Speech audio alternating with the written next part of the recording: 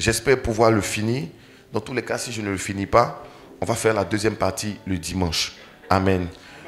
Le thème, c'est la saison des pêcheurs d'hommes. Dis à ton voisin, la saison des pêcheurs d'hommes. La saison des pêcheurs d'hommes. Regarde notre voisin, dit la saison des pêcheurs d'hommes. La saison des pêcheurs d'hommes. Alléluia. Dis les pêcheurs d'hommes. Les pêcheurs d'hommes. Amen. Amen. Matthieu chapitre 4, le verset 19.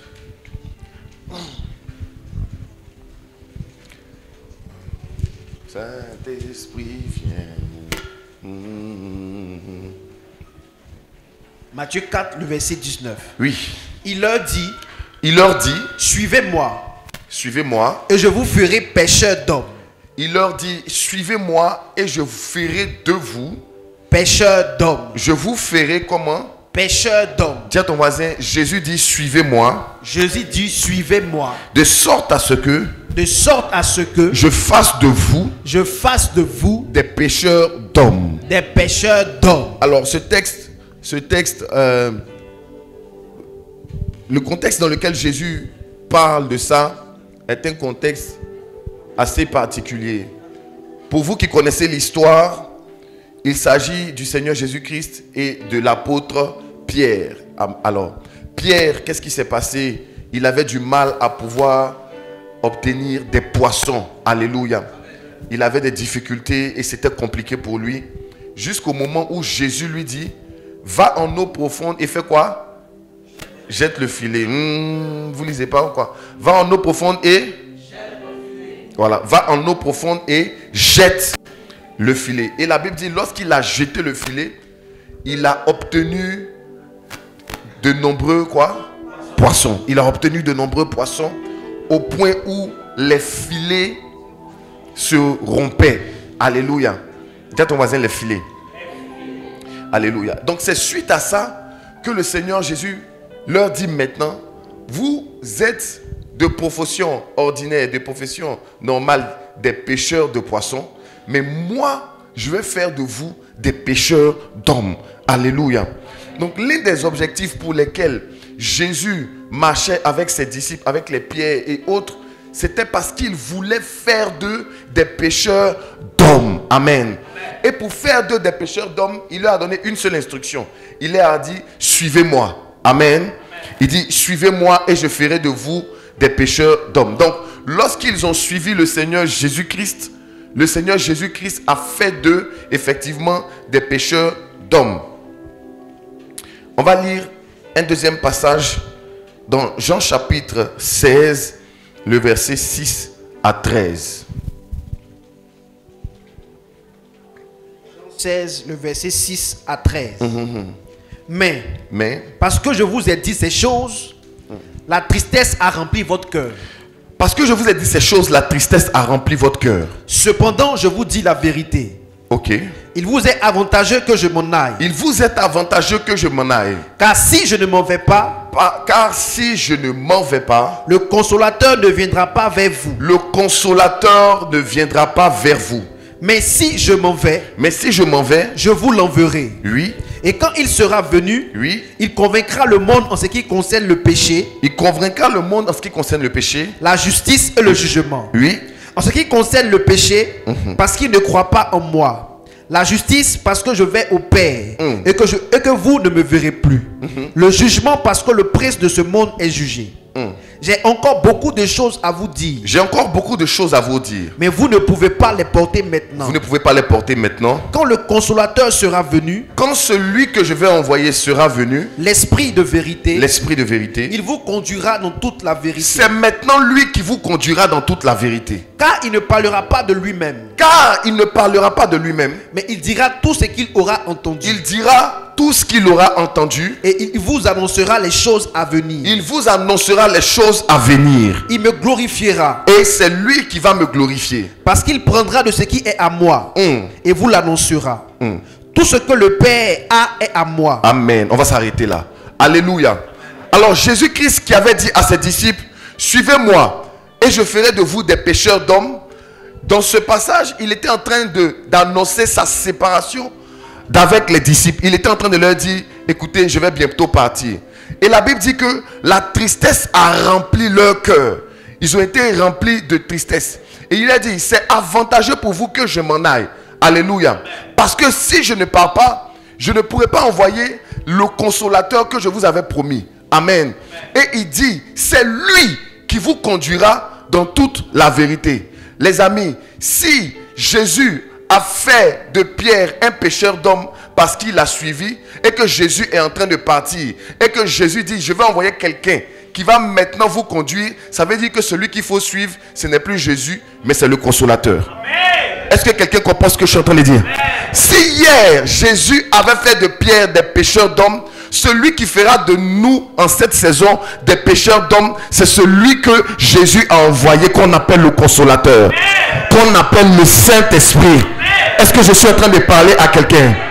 Pour devenir un pêcheur d'hommes, Pierre et ses amis, Jacques, Jean et autres, ont dû suivre le Seigneur Jésus-Christ. Jésus dit maintenant, écoutez, je suis en train de partir. Vous ne me verrez plus. Vous ne me suivez plus. Maintenant, suivez le Saint-Esprit. On commence doucement ou bien on commence comment? On commence ou bien on commence pas? Amen. Celui que nous devons suivre pour être des pêcheurs d'hommes, c'est le Saint-Esprit. Écoutez-moi, le Seigneur Jésus le dit clairement ici dans ce passage. Il dit, je m'en vais au Père. Dieu, Christ, n'est pas ici avec nous. C'est vrai que nous bénissons Dieu, nous bénissons son nom, nous célébrons le Seigneur, nous adorons, nous glorifions le Seigneur. Mais la vérité c'est que Christ n'est pas ici avec nous, il est au Père du Père. Celui qui est ici avec nous s'appelle le Saint-Esprit. Et celui par qui nous glorifions Jésus, c'est le Saint-Esprit. La Bible dit, quand il sera venu, il me glorifiera. Dis à ton voisin, je suis un pécheur d'homme. Alléluia. Donc la volonté de Christ, la volonté de Dieu, et il le dit même en Matthieu chapitre 25, allez et faites de toutes les nations des disciples. Donc il nous envoie pour que nous puissions être des pécheurs d'hommes. Et la saison maintenant est arrivée où Dieu veut faire de chaque chrétien un pécheur d'hommes. Je vous dis la vérité, cette manière de faire la vie chrétienne où on vient seulement à l'église, s'asseoir, écouter le pasteur et rentrer à la maison est révolu. C'est révolu. Le Seigneur veut faire de toi un pécheur d'hommes. Le Seigneur veut faire de toi un gagneur d'âme. Le Seigneur veut faire de toi quelqu'un qui va lancer son filet et pouvoir prendre le maximum de poissons possible.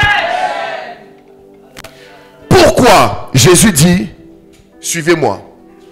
Jésus avait dit, suivez-moi, parce que c'est lui qui connaissait l'endroit où on pouvait avoir une pêche miraculeuse. L'une des raisons pour laquelle, en tant que chrétiens, nous ne gagnons pas d'âme, c'est parce que nous ne suivons pas celui qui est censé faire de nous un pécheur d'hommes. L'église est faible aujourd'hui parce que l'église est en train de chercher un Jésus qui nous a demandé de chercher le Saint-Esprit. L'église est faible aujourd'hui parce que l'église est en train de crier à Jésus pendant que Jésus nous a dit de chercher l'Esprit de Dieu. Ne vous éloignez pas de Jérusalem. Ne vous éloignez pas de Jérusalem. Je vais faire venir sur vous une puissance lorsque le Saint-Esprit viendra. Quand l'Esprit de Dieu viendra sur vous, en ce moment-là, vous serez mes témoins. Vous pourrez aller en Galilée. Vous pourrez aller dans tous les endroits. Parce que je vais faire venir celui qui est censé vous conduire dans toute la vérité afin que vous puissiez gagner efficacement des âmes. Est-ce que je parle à un enfant de Dieu ce matin? Alléluia. Je pense qu'il y a plusieurs catégories de chrétiens. Il y a ceux qui ont cru et il y a ceux qui sont à son service. Je prie que tu rentres, tu fasses partie maintenant de ceux qui sont à son service. Est-ce que je donne un bon amen à quelqu'un? Est-ce que je donne la parole à quelqu'un? Merci Mardoché. Alléluia. Tout le problème, c'est que nous avons une compréhension erronée du plan de Dieu pour notre vie et pour l'église. Les amis, Christ a payé le prix pour nous. Il doit être glorifié, adoré et célébré. Mais la Bible dit, Christ est assis à la droite du Père, en train d'intercéder pour nous. Non, le travail que Christ fait actuellement, c'est un travail d'intercession. Ce que Christ nous a laissé comme héritage, c'est son nom. La Bible dit, il a reçu le nom élevé au-dessus de tout nom. Il nous a donné aussi en héritage son sang précieux par lequel nous sommes purifiés. Mais en ce qui concerne l'orientation quotidienne du chrétien, il faut se référer au Saint-Esprit. Et c'est vrai que ça peut passer en priant, oh Dieu, ça peut passer, il n'y a pas de problème. Mais pour quelqu'un qui grandit dans les choses spirituelles et qui veut vraiment naviguer avec une certaine facilité, il doit pouvoir faire la distinction entre le rôle du Père, le rôle du Fils et le rôle du Saint-Esprit. Si l'Esprit de Dieu n'avait pas une certaine importance, on n'aurait pas consacré près de 2 chapitres dans le livre de Jean. L'Esprit de Dieu a une grande importance. Et le succès d'un enfant de Dieu et d'une église en général dépend de son rapport avec le Saint-Esprit. Combien de gammes as-tu déjà gagné dans ta vie? Si tu me cites le nom, je te dirai quelle est la relation que tu entretiens avec l'Esprit. Parce que c'est lui qu'il faut suivre. Nous ne serons pas longs ce matin. On va aller rapidement. J'ai un programme le soir. Donc on va aller très rapidement. Est-ce qu'on peut courir? On court ou on ne court pas? J'aime cette version. Pardon, j'aime la manière dont la pêche miraculeuse est racontée dans le livre de Jean. Et je veux qu'on lise ça. Dans Jean chapitre 2, le verset... Non, Jean chapitre 21 plutôt. Voilà. Le verset 6.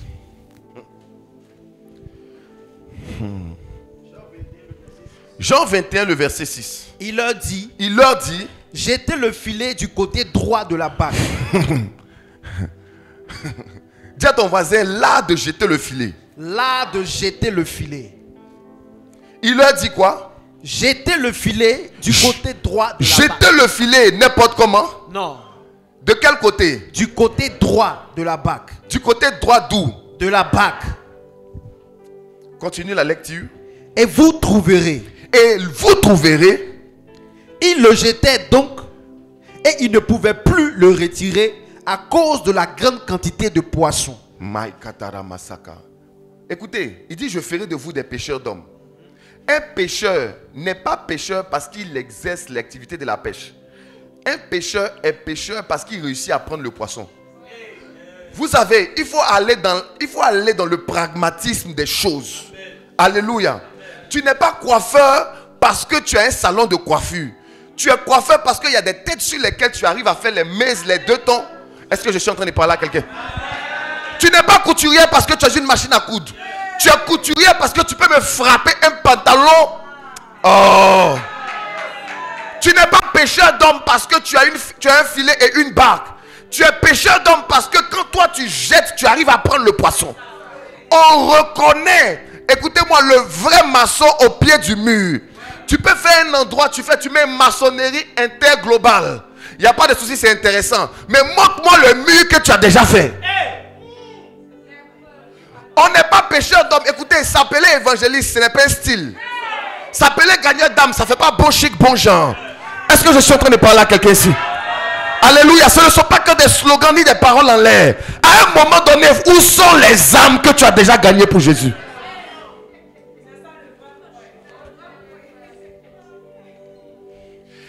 Il y a des évangélistes ou des chrétiens, des pêcheurs d'hommes, des gagneurs d'âmes, qui sont vraiment des gagneurs d'âmes authentiques. Parce qu'on voit les fruits. La foi sans les œuvres est une foi vaine. Alléluia. Si tu me parles de ta foi sans les œuvres, je te démontrerai ma foi par mes œuvres. Qui a dit un amen bien ici? Un jour, un frère est venu un ancien frère en Christ. Bon, c'est toujours frère en Christ. Il est venu me voir. Il dit, Dieu m'a donné une grande mission. J'ai dit, super. Il dit, Dieu m'a donné une des missions précises des temps de la fin. J'ai dit, waouh. Il dit, j'ai besoin de 10 millions. Il dit, je suis venu te voir pour que tu me donnes 10 millions. Déjà, j'ai été flatté du fait que, il dit, c'est que j'ai une image quand même. Hein. Si quelqu'un peut venir me demander 10 millions, c'est qu'il me voit d'une manière. C'est que moi-même, on dirait que ça me voit. Il dit, non, il y a bien les 10 millions. Il dit, mais, ok, où sont? Déjà, qu'est-ce que tu as déjà fait? Il dit, non, il a le plan dans sa tête. Il dit, où sont tes fidèles? J'ai pas de frères. Où sont tes brebis? Est-ce que tu as au moins un assistant? Au moins un disciple? Pas de disciple. Il a une grande mission, mais une grande mission dans ses rêves. Écoutez-moi, je n'ai rien contre ta destinée et les paroles prophétiques qu'il y a sur ta vie. Mais ça te concerne toi et puis ton Dieu. Nous, on n'en a rien à foutre. Si tu es un grand dans tes rêves, c'est bien pour toi, pour Dieu, pour la femme qui t'écoute, pour tes amis au quartier. Ici-bas, ce sont les preuves. Dis à ton voisin, on a besoin des preuves. Il faut la démonstration des choses.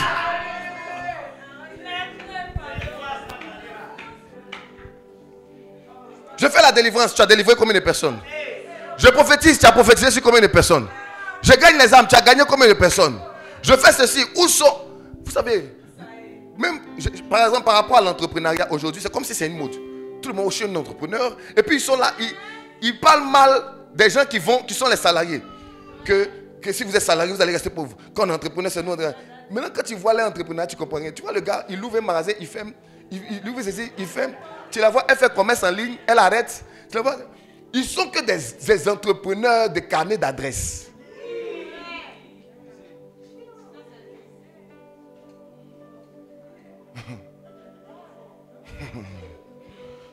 À un moment donné, là, être un pêcheur d'hommes, c'est l'art de savoir jeter le filet.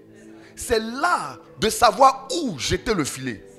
Ce que j'aime avec ce passage-là, c'est que Jésus précise, et c'est le rôle qu'il a confié au Saint-Esprit. Il dit, si vous partez, vous jetez le filet là, ne jetez pas à gauche, ne jetez pas devant, ne jetez pas derrière. Il dit, jetez à droite de la barque. C'est là qu'il faut prendre les poissons. La précision dans l'instruction prophétique, c'est ce qui fera de toi un pêcheur d'hommes. Notre église et les églises en général, on doit se battre, prier et attendre la direction du Saint-Esprit afin d'avoir des pêches miraculeuses. Est-ce que je suis en train de parler à quelqu'un ici? Je parle à quelqu'un ou pas? En tant que pêcheur d'hommes, tu as deux outils. Nous avons deux outils. Le premier outil, c'est le filet. Le deuxième outil, c'est la barque. Le filet est le symbole de l'évangile. C'est l'évangile qui sort de la barque pour rentrer dans les eaux qui sont le monde, qui peut prendre les poissons. C'est pourquoi il faut prêcher. Si ton évangile reste dans ta barque, tu ne prendras jamais un poisson. Il faut savoir et il faut être conscient qu'en tant que chrétien, ton rôle, c'est d'annoncer l'évangile. C'est de prêcher l'évangile. C'est de gagner les âmes. C'est de pouvoir approcher quelqu'un, lui parler de sa condition, lui parler du ciel, lui parler du retour de Jésus, lui parler de son salut. Le filet, c'est l'évangile. La barque, c'est l'église. Le filet, c'est l'évangile. La barque, c'est l'église. Le filet vient ramasser les poissons pour remplir la barque. C'est pourquoi quelqu'un qui prétend avoir un filet sans barque est un menteur. Tous ceux qui ont des filets sans barque ne sont pas crédibles. Et on le voit de plus en plus. Tu vois certaines personnes qui sont sur les réseaux sociaux, ils mettent prophète, évangéliste. On dit, qu'est-ce que tu fais là? Il dit, je suis en train de faire des directs un peu pour prier mon peuple. Ce n'est pas ton peuple, où est ta barque?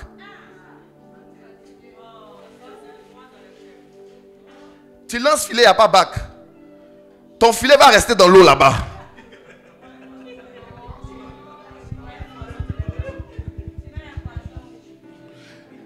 Les poissons qui sont dans ton filet, ils vont s'échapper par les mailles là pour sortir. Tant que tu n'as pas retiré le poisson de son milieu de vie naturel, il restera naturellement un païen. Les païens sont dans le monde et dans cette atmosphère mondaine, c'est de façon naturelle qu'ils se comportent comme des païens. Il faut les déconnecter de leur milieu naturel pour les emmener dans la barque, pour les tuer. Parce que quand le poisson est mort, il ne se comporte plus comme un poisson, mais il devient de la viande qu'on peut consommer. Est-ce que je parle à quelqu'un ce matin ici? Je parle à qui ici ce matin? C'est pourquoi, c'est ainsi, tu vas avoir peut-être un appel ou je ne sais pas quoi. Il faut avoir une église. Les histoires de Facebook Live, c'est bon. On va vraiment doit recommencer à faire. Mais où est ta bac? Parce que l'âme à qui tu as prêché, tu dois pouvoir l'emmener dans une bac. Est-ce que je suis en train de parler à quelqu'un? Est-ce que je suis en train de parler à quelqu'un?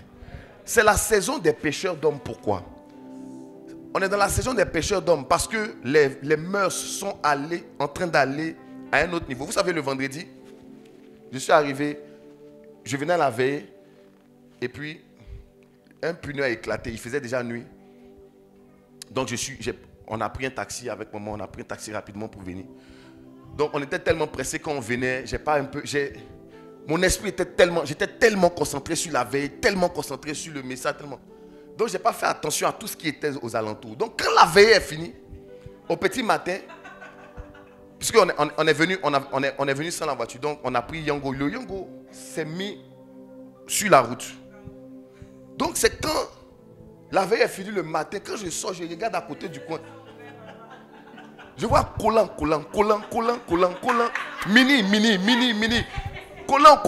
mini, collant, mini, filet, collant, mini, filet, collant, mini, filet, collant, mini, filet, collant, mini, filet. C'est là maintenant il demande à l'enfant. Il dit, mais Adam, il y a réunion de quoi ici? La prostitution, en tas. Je dis, hey. Et pendant que les gens sont comme ça, les enfants de Dieu sont dans la maison de Dieu. Tout ce qui les intéresse, c'est leur argent, leur mariage, leur voyage, leur quoi encore? Blocage, freinage, sorcellerie, hôtel.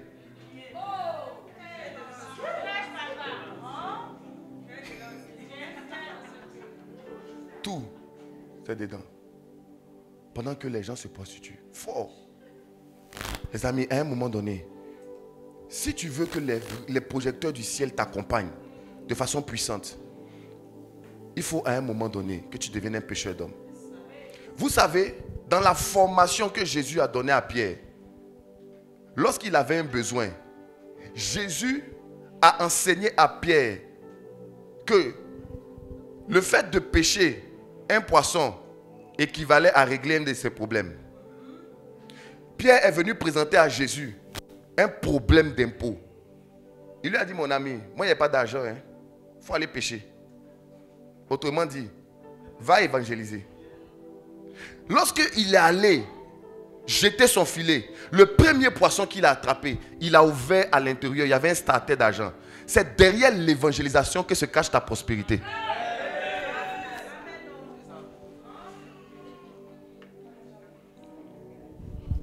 C'est derrière l'évangélisation. Il dit, servez l'Éternel et je vous bénirai. À l'église, il y a une différence nette entre ceux qui servent de tout leur cœur en termes de prospérité et ceux qui ne servent pas. Ceux qui ne servent pas à l'église, ils sont toujours piqués et blessés. C'est bizarre. Si tu veux voir les gens les plus galères de l'église, il faut voir les gens les plus désintéressés de l'œuvre de Dieu. Faites une petite enquête ici. Faites une petite enquête. Commencez à checker.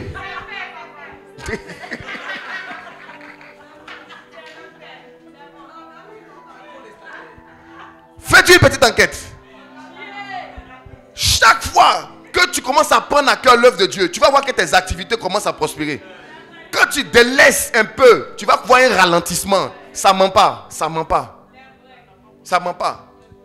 Nous autres là, on a eu travail dans l'œuvre de Dieu. C'est dans afin de prêcher que Dieu a permis qu'on ait nos diplômes, que Dieu a permis qu'on commence à travailler. Jusqu'à aujourd'hui, on laisse tout et on vient servir Dieu. Tu vas demander à tous ceux qui ont déjà servi Dieu de tout leur cœur, ils te diront, Dieu est fidèle. Ils te diront, Dieu est fidèle. Il ne les a jamais abandonnés. Même ceux qui n'ont même pas la foi. Des fois même, Dieu même, c'est-à-dire que par compassion, le gars n'a pas la foi, mais il prêche quand même. Il dit, bon d'accord, on va lui trouver un concours là-bas. On va lui trouver un vieux concours quelque part là-bas. Il dit, bon, voilà. Dieu est fidèle. Il n'abandonne pas les pécheurs d'hommes. Il n'abandonne pas les pécheurs d'hommes. C'est pourquoi il s'est senti à l'aise de répondre à Pierre. Lorsque Pierre a commencé à lui poser des questions financières et matérielles. Mais on te suit là, on gagne quoi? Il dit, ceux qui sont des pêcheurs d'hommes, qui ont l'habitude de monter dans la barque pour aller jeter leur filet là, il n'y a aucun d'entre eux qui ne reçoivent au centuple ce qu'ils ont abandonné. Il n'y a aucun d'entre eux. Les amis, l'onction, la grâce de la prospérité, de la multiplication se trouve dans les poches de ceux qui ont le cœur de l'évangile. Voilà, tu ne dis pas bien amen, payer, ça ne t'intéresse pas.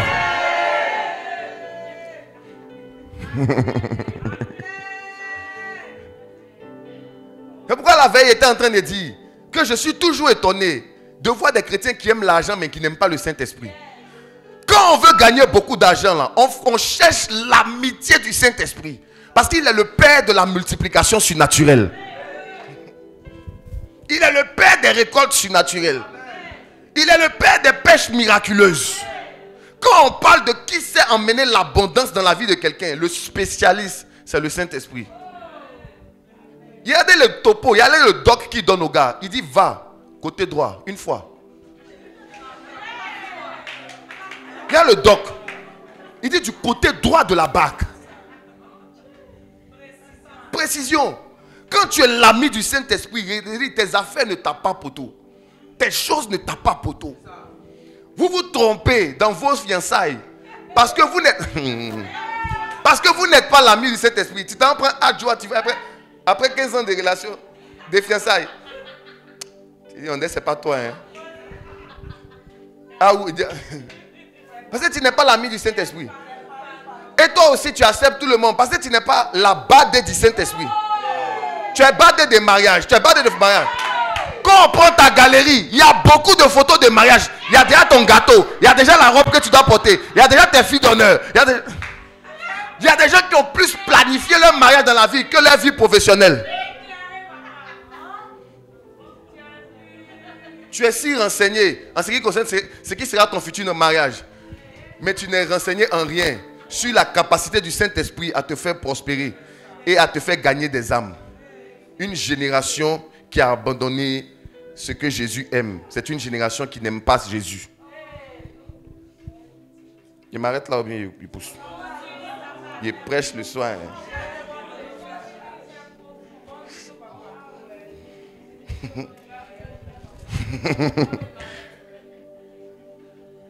Tu dois veiller à avoir des filets solides.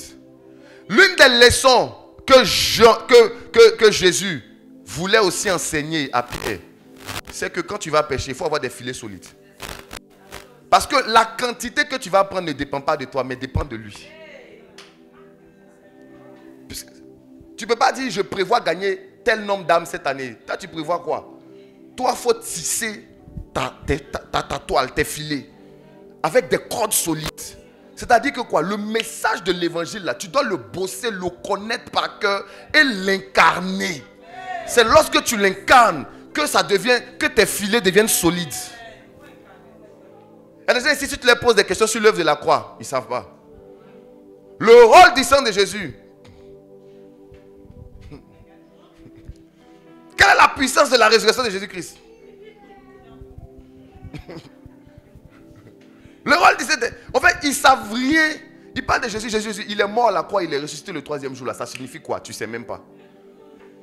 Quand il va dire, mon pasteur n'a jamais prêché, c'est ça. Donc toi, ta connaissance là est limitée à ce que ton pasteur dit. Tu es perdu. Hein? Tu es perdu. Pourtant, tu as une grosse Bible à la maison. Tu as YouTube à la maison. Tu peux regarder. Tu peux poser des questions. Mais, responsable. Tu approches un responsable. Le sang de Jésus, c'est quoi? Bon, il faut que aussi les responsables connaissent.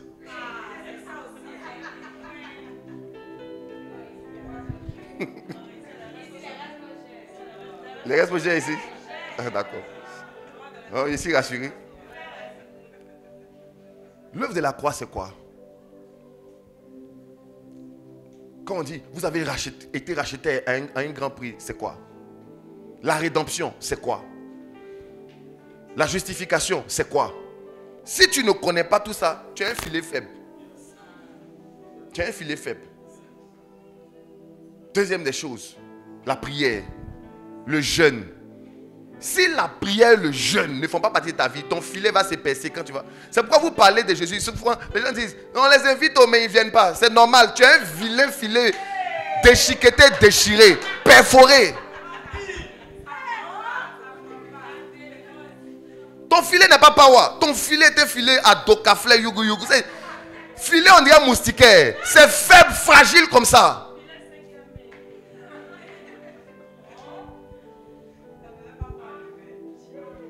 Si ton filet n'est pas un filet qui a été soigneusement tissé, tu ne gagneras pas d'âme. Et si tu ne gagnes pas d'âme, c'est ta faute.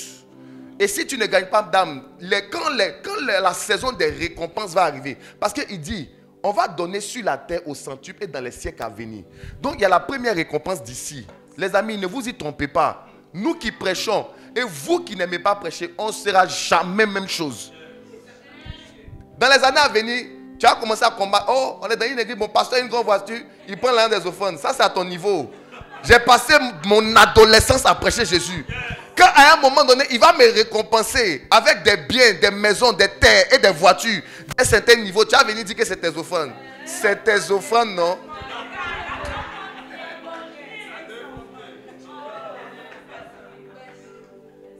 Dans la fête d'église, il n'y a pas de salaire direct. C'est Dieu qui nous paye, nous tous. Pasteurs, chrétiens, fidèles, nous tous, on est payés par le Saint-Esprit. Il nous regarde, il voit le travail de chacun, en public comme en secret. Et puis il agit.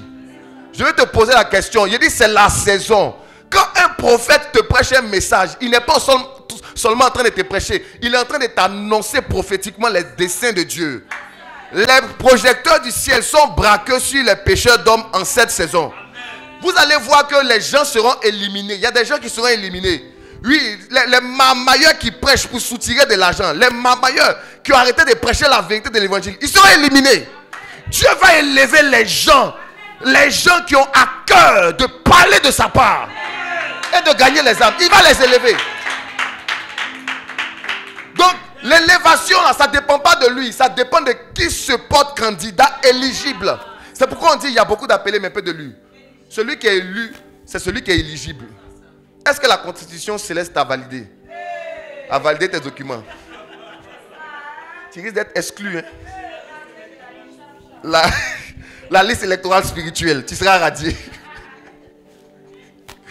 Donne un amen de pécheur d'homme. Est-ce que la parole est la parole ce matin? Je donne le dernier doc et puis on s'en va. Dernier ou pas? Genèse chapitre 1, le verset 1 à 2. Genèse chapitre 1, le verset 1. 1 à 2. Yes. Au commencement. À quelle période? Au commencement. Ok. Dieu créa les cieux et la terre. Donc au commencement, on parle de qui? Dieu. Dieu. Créa quoi? Les cieux et la terre. Allons-y. La terre était informe et vide. La terre était informe et vide. Il y avait des ténèbres à la surface de l'abîme. Il y avait les ténèbres à la surface de la terre. De l'abîme. De l'abîme. Les ténèbres étaient à la surface de l'abîme. Ok. Et l'Esprit de Dieu. Et qui? L'Esprit de Dieu. Et qui? L'Esprit de Dieu faisait quoi? Se mouvait au-dessus des eaux. Donc dans le chapitre 1, on dit Dieu créa les cieux et la terre. On ne dit pas l'Esprit de Dieu créa les cieux et la terre. Donc on distingue. Il y a une distinction entre Dieu qui a créé les cieux et la terre et il y a entre lui et l'Esprit de Dieu qui se mouvait au-dessus des eaux. L'Esprit de Dieu dont on parle du Saint-Esprit. Écoutez-moi. La première personne de la Trinité qui a commencé à résider sur la terre, c'était le Saint-Esprit. Dieu a créé les cieux et la terre. Il a créé, il n'était pas dedans. Il a créé. Mais celui qui a commencé à naviguer sur la terre, c'est le Saint-Esprit. Et on dit, l'Esprit de Dieu était au-dessus des eaux. C'est pas ce qu'on dit. On dit, il se mouvait. Donc, l'Esprit de Dieu, il est dans le mouvement. Il est dans une dynamique. L'Esprit n'est pas statique. L'Esprit, c'est un mouvement aussi. C'est quelqu'un qui bouge. L'Esprit bouge. C'est pourquoi ceux qui n'aiment pas bouger, ils ne comprendront pas le mouvement de l'Esprit. L'Esprit là, il bouge. Il dit du côté droit de la barque, Si tu te blagues pour penser que chaque jour, ça sera du côté droit, tu es dans le pain. Parce que ce jour-là, le mouvement était allé du côté droit. Donc les poissons étaient du côté droit. Demain, tu as parti, tu as jeté à droite, tu as tapé poteau. Il est passé à gauche. Le côté gauche de la barque. Des fois, il dit en eau profonde. Des fois, il peut dire, bon, au bord. C'est un mouvement. L'Esprit de Dieu, il bouge. Et quand il bouge, lorsqu'il bouge, il se meut sur un lieu. On dit à la surface des eaux. L'Esprit de Dieu aime se mouvoir sur un territoire. Écoutez-moi, l'une des premières choses, quand on commence à parler du Saint-Esprit dans la Bible, au verset 2 du premier chapitre de la Bible, on ne parle pas d'abord d'un esprit qui est dans le corps de l'homme, mais on parle d'un esprit qui se meut sur un territoire. Le Saint-Esprit veut entrer en nous. Sinon, il est déjà en nous. Il aime être en nous parce que nous sommes son temple. Mais au-delà de ça, il aime être sur les territoires. Et chaque fois qu'il est sur un territoire, il suscite ce qu'on appelle des pécheurs d'hommes. Pourquoi l'Esprit était au-dessus des eaux? Ça nous fait rappeler à l'histoire de la pêche miraculeuse. Il se mouvait au-dessus des eaux parce qu'il sait où se trouvent les poissons. Il connaît le sens et la direction des eaux parce qu'il connaît tous les couloirs et les recoins où on peut pêcher, où on peut prendre des pêches miraculeuses. Il était au-dessus des eaux. Il se mouvait. Il était mouvement. Il est en train de guetter le mouvement des poissons. Il guette. Il cherche. Sachant que dans chaque poisson, il y a des starters d'argent. Écoutez-moi. Il regarde. Il bouge. Il bouge. Il se déploie. Si vous voulez gagner des âmes, soyez sensible au mouvement du Saint-Esprit.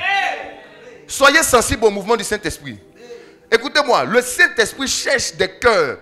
Mais aussi le Saint-Esprit cherche des territoires. L'Esprit de Dieu là, il cherche des endroits. Il aime être dans les endroits. Et quand il descend dans un endroit, il commence à transformer de façon structurelle, sociétale, l'endroit dans lequel il est descendu.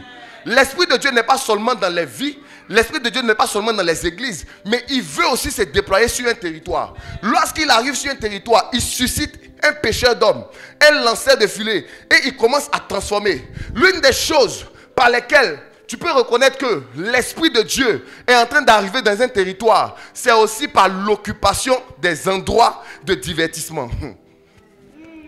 Dans le début des années 2000, il y a des zougloumans qui ont chanté. Protestants baptistes, attaquez tous les maquis.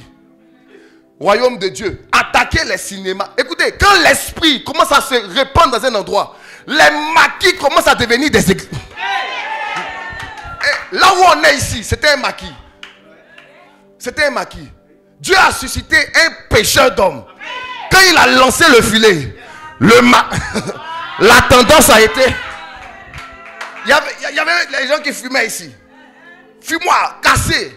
Il y avait des agressions ici. Mais depuis qu'on est là, ça a cessé. Parce que quand l'Esprit de Dieu arrive dans un territoire, il transforme les cinémas en synagogues. Les synagogues de Satan deviennent des synagogues de Jésus. Écoutez-moi, vous négligez ce que le Saint-Esprit veut faire. Et ce que le Saint-Esprit est capable de faire avec vous. Tu te considères seulement comme un pianiste. Tu te considères seulement comme un guitariste. Tu te considères seulement comme un chanteur. Mais en réalité, tu es un pécheur d'hommes. Tu n'es pas seulement un avocat. Tu n'es pas seulement un juriste. Tu n'es pas seulement un médecin. Mais tu es aussi un pécheur d'hommes. Dieu veut t'utiliser pour se mouvoir dans un territoire. Il veut gagner des âmes. Il veut récupérer des gens. Il veut prendre des gens. Il faut que tu te prennes au sérieux.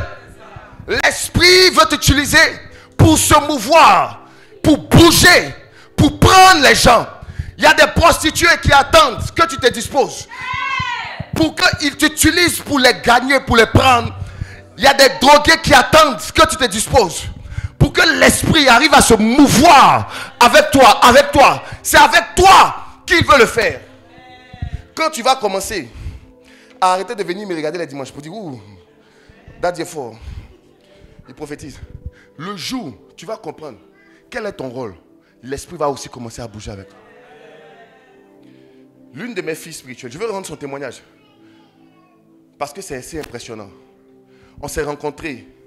Et je lui dis, quand on s'est rencontrés, j'ai prié pour elle, tout et tout et tout. Elle peut peut-être me suivre en ligne. Et je lui dis, Dieu me dit que tu es une gagneuse d'âme. Dieu me dit, tu es une gagneuse d'âme. Elle me dit, mais moi je ne sais pas parler. Moi je lui ai dit, tu es une gagneuse d'âme. Tu es une gagneuse d'âme. Et Dieu m'a dit, tu dois commencer à faire l'œuvre de Dieu en Europe. Elle me dit, il n'y a pas de souci, papa. On va ouvrir la cellule virtuellement. Elle a commencé. Chers frères et sœurs, Dieu a commencé à l'utiliser puissamment. Elle prie avec les gens de là-bas, des témoignages. Près de, je ne sais pas combien de personnes ont commencé à obtenir des titres de séjour de manière miraculeuse. Les gens ont commencé à obtenir du travail. Elle m'appelle le pied et le côté. Elle dit, Daddy, ta fille. Je lui ai dit, écoute, dans cette génération, dans la nouvelle alliance, le Seigneur n'a pas prévu que quelqu'un soit une star et que tout le monde tourne autour de lui pour dire papa, et le grand voyant. C'est pas ce que Dieu veut. Ça n'a jamais été ce que Dieu veut. Il y a des gens qui conduisent, qui sont des leaders, qui guident. Mais nous tous, nous avons nos filets. Et on vient remplir la barque. On n'attend pas que moi je sois une star. Les miracles que vous voyez Dieu faire avec moi, son objectif, ce n'est pas seulement de les faire avec moi. Il veut le faire aussi avec toi. D'accord? La même foi que tu vois dans mon cœur, elle est aussi disponible pour toi. Les mêmes démons tu vois qui sont chassés, tu peux aussi les chasser. C'est ce que Dieu veut. Dieu veut que tout le monde lance son filet. Il n'attend pas qu'on dise, on met la photo d'un daddy. Daddy, hey, papa arrive. C'est bon. Ça ne veut pas dire qu'on ne doit pas respecter les hommes de Dieu. Mais ce n'est pas ça l'objectif. L'objectif, c'est de faire de vous des pêcheurs d'hommes. Moi, Christ, j'ai jeté mon filet. J'ai attrapé ce que je devais attraper. Vous aussi, jetez vos filets. Mais pour que vous puissiez jeter vos filets, il y a des gens que vous avez suivre. On l'appelle le Saint-Esprit. Celui que tu dois suivre, c'est le Saint-Esprit. Parce que c'est lui qui a te donné les docs. Il va te dire jette à gauche. Il va te dire jette à droite. Et quand tu auras besoin d'un problème de loyer, c'est lui qui va te dire va prêcher ici. Et quand tu vas être en train de prêcher ici, pendant que tu seras en train de prêcher ici, par derrière là-bas, ton loyer va venir. Je suis en train de parler à qui ici? Les amis, vous avez des sujets de prière non exaucés parce que vous avez des assoiffés qui ne sont pas pourvus par la parole. Tant que chaque blocage qu'il y a dans vos vies, chaque sujet de prière non exaucé est la preuve qu'il y a une partie de votre cœur qui est détachée de l'œuvre de Dieu, est détachée des intérêts de Dieu.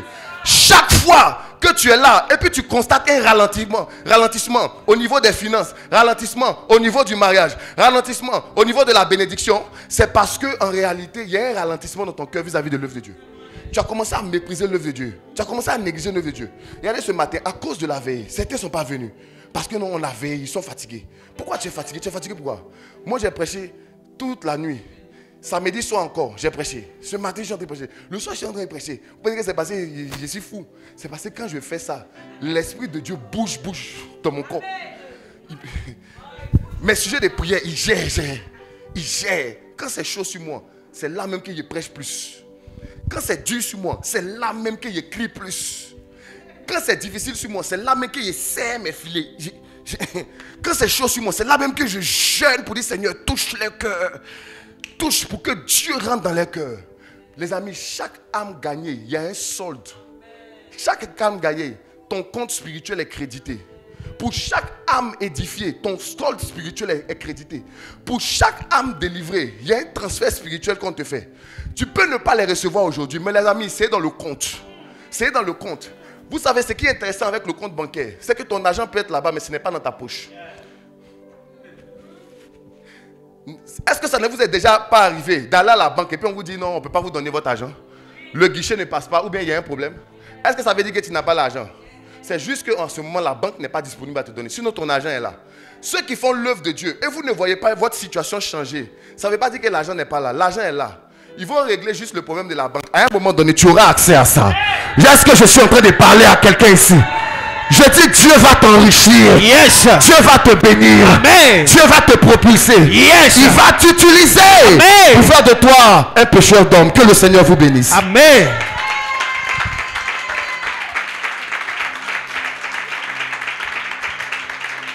On va prier. On va prier. Oh, ce matin, ce n'est pas une question de oh Seigneur, bénis ma vie. Non, non, ta vie est déjà bénie en Christ. Vous savez, quand tu ne connais pas l'œuvre de la croix, tu cherches la bénédiction. Les amis, nous avons été bénis de toutes sortes de bénédictions spirituelles. Amen. Dans les lieux sélects. Un chrétien n'est pas un chercheur de bénédiction. Yes. Un chrétien cherche deux choses. Le Saint-Esprit et il court après les âmes. Amen. Ce que tu dois chercher là, c'est l'Esprit de Dieu. C'est l'Esprit de Dieu. Sa direction. Tu dois chercher qu'il prenne du volume dans ta vie. Tu dois désirer que l'Esprit de Dieu prenne un certain volume. Que l'Esprit de Dieu prenne du volume jusqu'à ton caractère. On est là. Nos caractères ne sont pas bons. Nos caractères ne sont pas bons. Dans même église, on est là comme ça, il ne parle pas à sa camarade, il ne parle pas à quelqu'un. Dans même église. Dans ta même maison là-bas. Il y a une cousine qui vous dormez sur le même lit, vous ne parlez pas. Vous ne parlez pas. Tu dois chercher l'Esprit de Dieu afin que l'Esprit de Dieu puisse incliner ton cœur. Chercher l'Esprit de Dieu afin que l'Esprit de Dieu t'aide à pardonner. Chercher l'Esprit de Dieu parce que c'est lui qui peut te faire laisser la masturbation. C'est lui qui peut te débolotiser quand il te bolotise. L'Esprit de Dieu est le médicament du bololi. Yes. Dis un bon amen. Amen.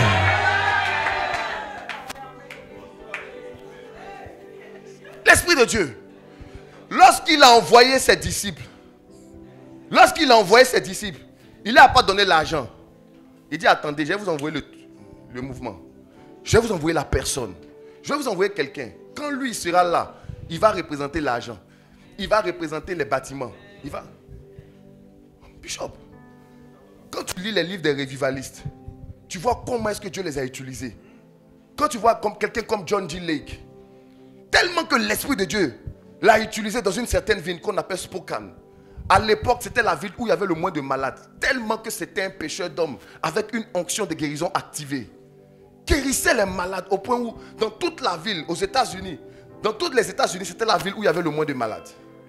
Dieu peut faire des choses extraordinaires après toi. Il y a des choses dans vos familles qui veut briser, qui veut casser. Tu penses que c'est quand tu vas venir faire pitié à l'église que ta situation va se régler? Aucune situation va se régler. Quand j'ai commencé à prier avec les gens de France, c'est ce que je leur ai dit au départ. Premier jour qu'on a commencé, j'ai donné révélation. Papa, tu t'appelles, tata, ils étaient francs. Deuxième jour, révélation. Troisième jour, j'ai dit, il n'y a aucune révélation ici. Aucune révélation. Que chacun, je vais mettre ça même ici. J'ai institué là-bas ce qu'on appelle la nuit de Jacob. J'ai décrété les nuits de Jacob. J'ai commencé à enseigner dessus. Ils ont commencé à prier chacun. Ils s'appellent. Ils font des veillées de prière. Les miracles ont commencé. Les miracles ne vont pas seulement venir quand j'ai t'imposé les mains. Mais quand tu vas comprendre que ta proximité avec le Saint-Esprit est la chose que tu dois le plus chérir. C'est là. La transformation efficace de ta vie chrétienne en une vie sans saveur et une vie avec saveur, ça vient quand le Saint-Esprit rentre en ligne de compte. Quand l'Esprit de Dieu rentre en ligne de compte. Il y a les gens qui sont chrétiens, mais il serait mieux qu'ils soient Didibé. Parce que votre chrétienté ne fait pas envie. C'est nauséabond, c'est savourien, c'est vide de substance. Vous proclamez le nom de Dieu, mais vous n'avez pas Dieu. Vous parlez d'un Dieu que vous n'avez pas. Vous ressemblez à un commercial qui vient présenter un produit qui n'est pas dans sa main. Ah mon frère, il y a portable, tu vois c'est un portable, et puis c'est sa main tu vois. Où est le portable? Tu me parles de Dieu, où est Dieu? Où est Dieu? Je veux qu'on élève la voix. On va demander le Saint-Esprit. Tu vas prier, il faut crier à Dieu, crie à Dieu. Élève la voix, commence à prier. Dis Saint-Esprit, j'ai besoin de toi. Saint-Esprit, j'ai besoin de toi. J'ai besoin de toi dans ma vie, dans ma famille, dans cette église. Nous avons besoin de toi. Nous avons besoin de toi. Nous t'avons négligé. Nous ne t'avons pas donné la première place. Nous ne te connaissons pas. Nous ne te suivons pas. Oh Dieu, aide-nous. Commence à prier. Saint-Esprit, nous avons besoin de toi. Saint-Esprit de Dieu, nous avons besoin de toi. Nous avons besoin